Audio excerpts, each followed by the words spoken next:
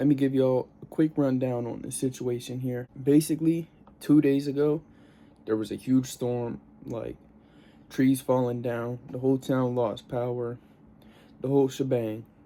Then, yesterday, there was a tornado.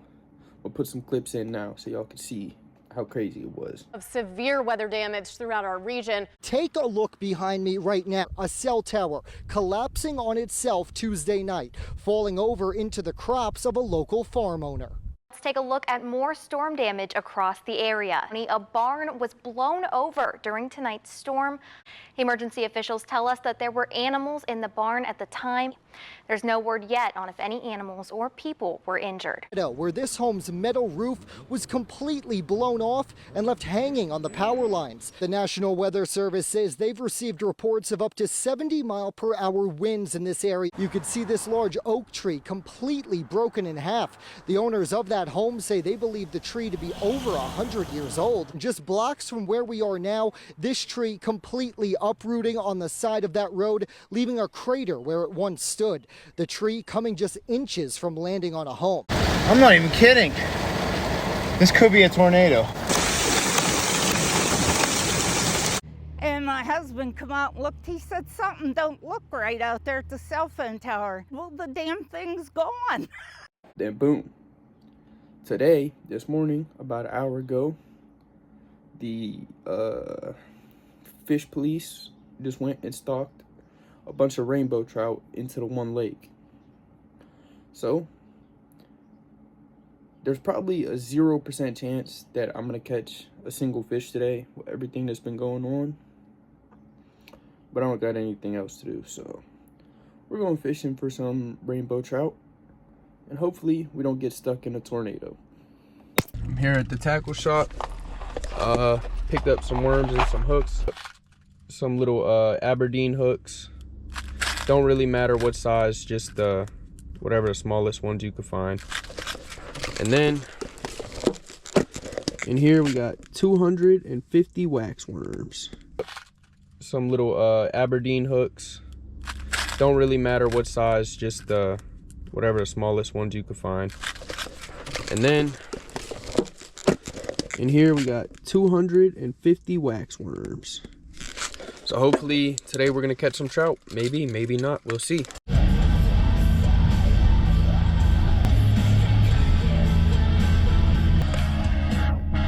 Another thing to note, wax worms and mealworms work really good for trout. Night crawlers also work, but sometimes they're too big and you have to like cut them up and stuff like that. It's the easiest to just use wax worms or mealworms, and I found that they work best. I'm also going to be taking some lures like some spoons, spinners, rooster tails, things of that nature, but the easiest way to catch trout is definitely with live bait, because they're pretty smart compared to other fish. It's not like a bass where you could just drag whatever you want in front of their face and they'll tear it up because they're angry, but they're a little bit smarter than bass, like a lot of bit. So it's a lot easier if you just use worms. Or also, you can also use like shiners, minnows, stuff like that. But where I'm going today, I don't know if they're big enough or hungry enough for any shiners today, especially with how cold it is out right now and how early it is.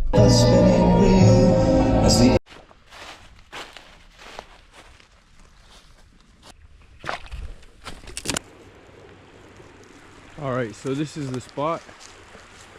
Areas like this are usually pretty good for trout fishing, where smaller streams run out into bigger bodies of water. As you can see, if you can see under the water here, you can follow that little creek channel the whole way down. They'll be sitting underneath logs and stuff like that all along this, waiting for stuff to come floating by so they can eat it. Rule number one in the woods though, don't ever litter.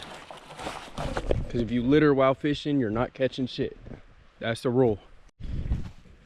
So boom, here I'm going with the ultralight.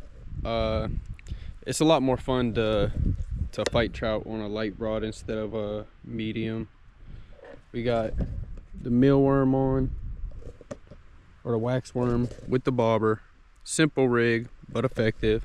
Gonna cast it out, let it sit for about 10 minutes. If nothing, we bring it back in, check the worm, change it out, etc., etc. So let's see how it goes. So from this angle, you can see better. My bobber is, can't even see it on the screen, right there. I'm casting it up by that tree into the deeper blue water and just letting it float the whole way down with the wind.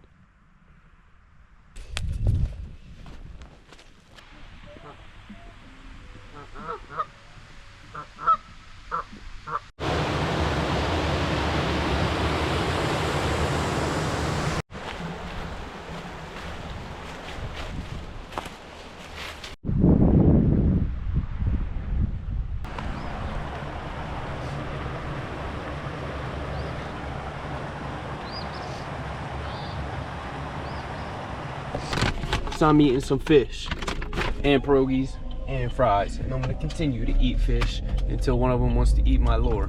So fuck them.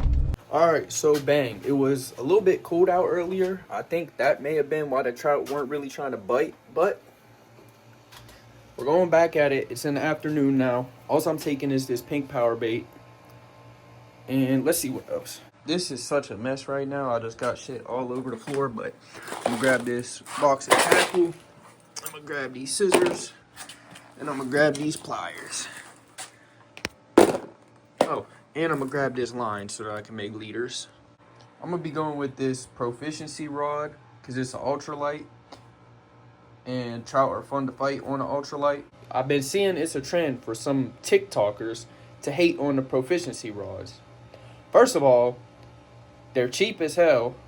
Second of all, they're made in the same exact sweatshop in China out of $2 of plastic as any other rod. So it don't matter if you pay $200 for a fishing rod or if you pay $2 for a fishing rod.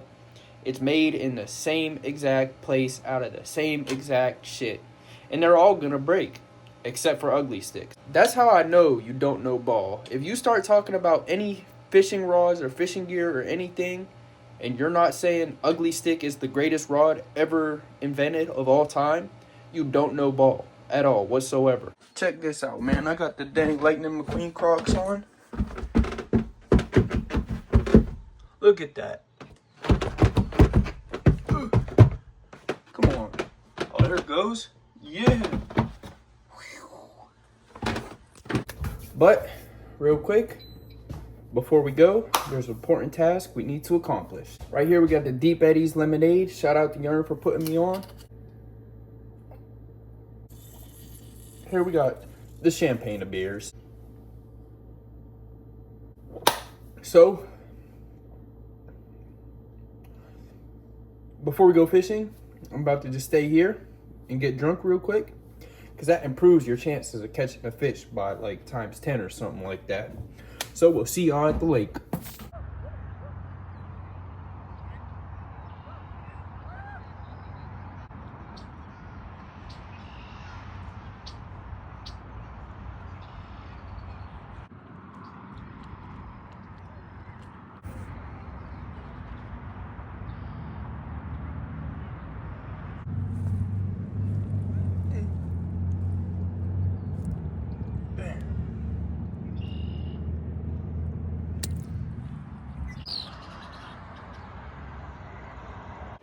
So, in conclusion, it started storming and I had to run away from the spot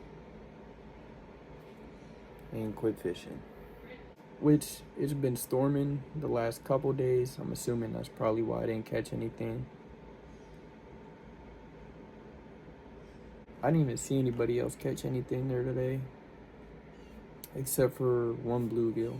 That's it. That's all that was caught today. So, I guess I'm gonna just spend the rest of the day drinking my pain away. Special guest appearance. Yeah, I had to come through and console Brent a little bit after he got absolutely fucking skunked today. 2 generations of skunks today. Right now we're watching the Django and drinking every time they say the N-word. It's gonna be harder than Joe Dirt. Maybe. They say it 110 times, something like that. That's crazy. They haven't said it yet. Where? Oh my god, yo. blue as hell. He messaged me, he was like, bro, I fucked with your verse on Let It Go. And I'm like, not Let It Go. Tell a Lie. Tell a Lie. Yeah. And it's just what it is, though. Yeah, and I mean, you have put in a lot of work, man. So I do want to start off talking. Alright, so now I'm back at home. I was just at the studio with Yearn and SRG. They got a vlog that they shot there, so it'll be in the description. But other than that, I'm about to eat and finish this movie and then go to sleep and fuck the fish. I didn't want to catch him anyways, but I'll probably go tomorrow and catch more, so it don't matter.